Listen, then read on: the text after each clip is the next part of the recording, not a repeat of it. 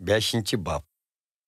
Ondan taxtı oturğuchining o'ng qo'lida har ikki yuziga xat yozilgan va 7 muhr bilan pechatlangan bir o'ram yozmani ko'rdim. Yuqori ovoz bilan o'ram yozma va pechatlarni ichishga kim loyiqdir deb tovlig'an kuchlik bir farishtani ko'rdim. Lekin ne arshda, ne yer yuzida, ne yer ostida o'ram yozmani ichib o'qiyalaydigan birarsi chiqmadi. O'ram yozmani ichish va o'qishga loyiq birarsi chiqmag'achqa qattiq yig'lavatdim. Buning bilan yetakchilardan biri menga yig'lama, qara, Yahuda qabrisidan kelgan shir Davudning notisi g'alaba qildi. O'ram yozmani va uning 7 pechatini ichishga u qodir dedi. Ondan bir qo'zining yetakchilar qo'shab turgan taxt bilan tirik maxluqlarning oralig'ida tug'anligini ko'rdim. Qarmoqqa u burun bo'g'izlangandek qiladi.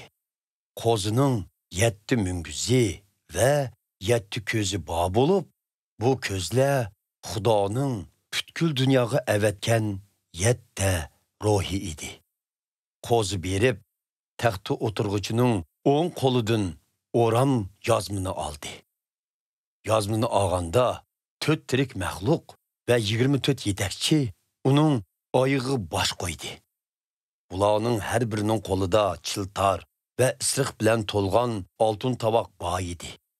Bu isiriq Xudoning muqaddas xalqining duolari edi. Ular yangi bir qo'shiq aytishdi.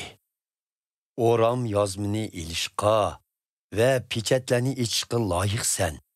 Chunki bo'g'izlanding va har qabiladan, har tildan, har millatdan, har xalqdan bo'lgan insonlarni o'z qining badili bilan Xudoga mansub qilding. Ularni bir podshohlik qilib uyushtirib, Xudoyimizning xizmatidagi ruhoniy qilding. Ular yer yuzida hukm surgusi. Ondan taxtning tirik maxluqlarning va yetakchilarning atrofida minglagan, 10 minglagan farishtalarni ko'rdim va ularning ovozlarini angladim. Ular unlik ovoz bilan mundaq deyishadi. Bo'g'izlangan qo'za, qudrat, boylik, donolik, kuch-quvvat, hurmat, shon-sharaf va madhiga loyiqdir.